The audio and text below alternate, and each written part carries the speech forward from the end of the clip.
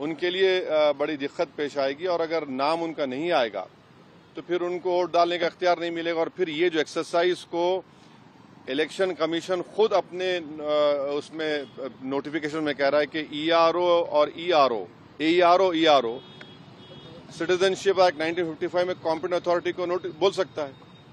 अब जिसका नाम नहीं आएगा वो तो अपना वोट भी खो देगा, उसकी लाइवलीहुड का भी उसको एक नुकसान हो जाएगा। तो ये सब बातें हमने उनके सामने रखी। बहुत देर तक हमारी मीटिंग हुई। उन्होंने अपनी बात को कहा, उन्होंने भी बताया हमको।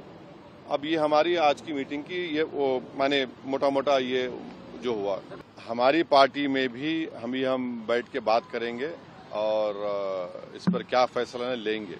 मगर हमारा एक ही है कि आप इतने कम टाइम में एक्सरसाइज कैसे कर पाएंगे, बहुत टाइम कम है। 1952 के बाद से कई बार रिवीजन हुए, पर जिस तरीके से रिवीजन के नाम पर गरीबों के, पिछड़ों के, दलितों के नाम बनाए रखने के लिए जो प्रारूप, जो डॉक्यूमेंट्स मांगे जा रहे हैं, इसके पहले नहीं मांगे गए।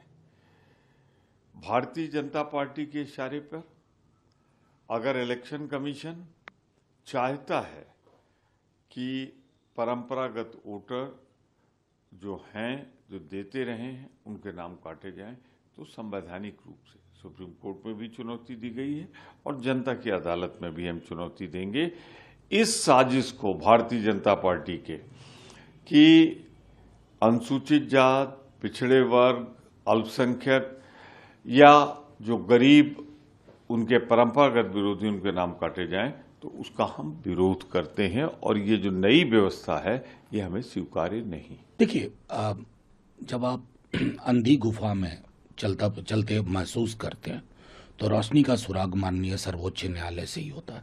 हमने गुहार लगाई मुख्य चुनाव आयुक्त और बाकी के 2 आयुक्तों के समक्ष, छोटे छोटे सवाल पूछे। हमने कहा कि 22 बरस ये नहीं हुआ तो कौन सा पोजीशन पेपर या अप्रोच पेपर आपने डेवलप किया।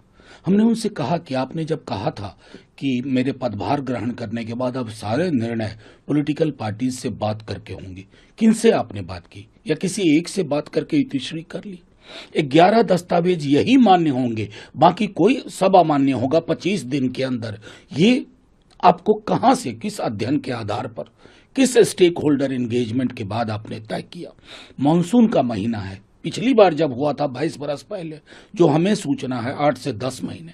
अब 25 दिन में 20% लोग, आपने स्वयं हमसे मीटिंग में कहा, बिहार के बाहर पलायन करके रहते हैं, लेकिन वो चुनाव के दौरान आते हैं। हमने अपना भी उदाहरण दिया कि हम में से कई लोग दिल्ली में नौकरी करने के 10-12 वर्षों बाद तक बिहार के ही वोटर रहे, यहां नहीं बनवाया। ये हकीकत है हमारे समाज की।